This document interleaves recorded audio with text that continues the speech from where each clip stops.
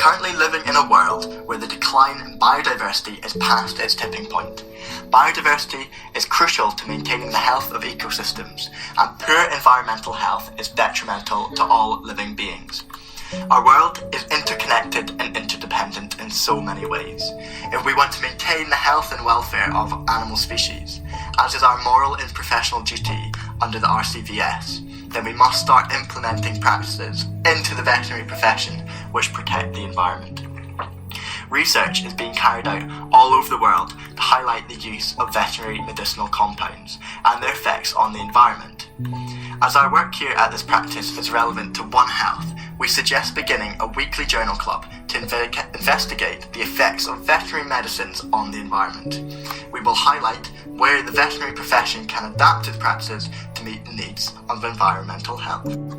A study published in the Journal of Science of the Total Environment, funded by the VMD, found toxic levels of ectoparasiticide compounds to be ubiquitous in rivers across England.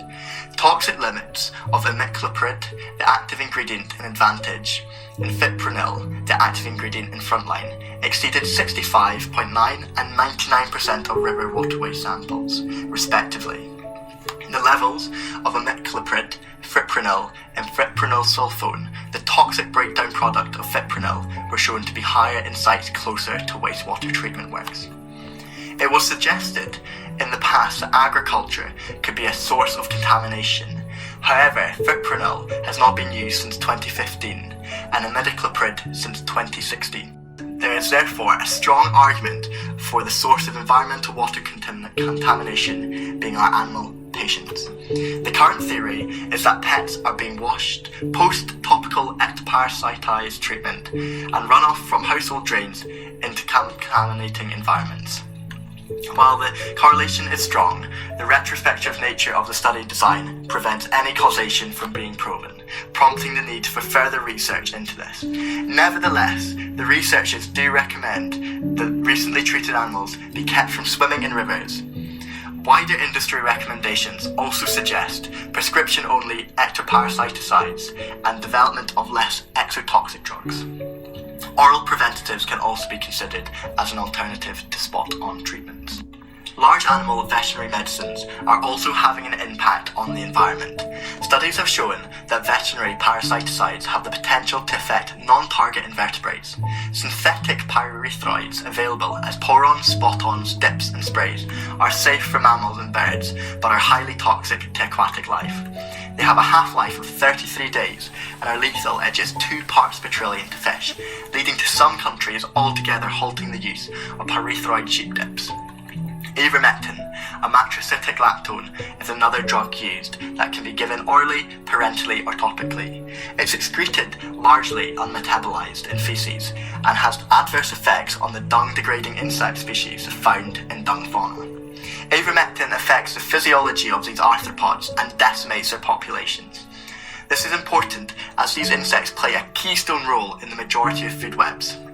The long-acting toxic compounds in ivermectin are therefore leading to lethal and persistent environmental pollution, as the drug lasts more than 229 days in soil.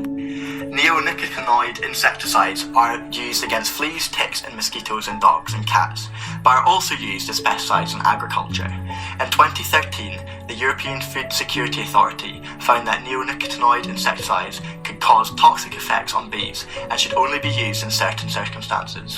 Farmers should only use neonicotinoid insecticides on crops that are not attractive to honeybees, and farmers could use these products in a refugia-based way to mitigate the potential for adverse environmental impacts. It is clear that action is required from all of us as veterinarians to protect wildlife, ecosystems, livestock and pets. The use of topical spot-on treatments are commonly used by both pet owners and farmers, and it is not possible to completely stop immediately. However, users can be advised to keep treated animals out of the water for a time following treatment to avoid runoff contamination. Government boards can also implement stricter legislation by requiring flea and tick treatments to be prescription only.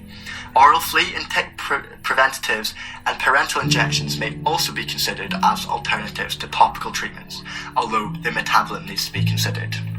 With so much research ongoing, it's important for us to come together regularly to think about the veterinary medicines we use in order to understand their effects on the environment. These issues should matter not only to us but our clients, as we all are interconnected in one ecosystem. Our job is to educate ourselves and them. A weekly journal club is therefore helpful to focus on new research and help us fulfil our oaths as veterinarians. Thank you for listening.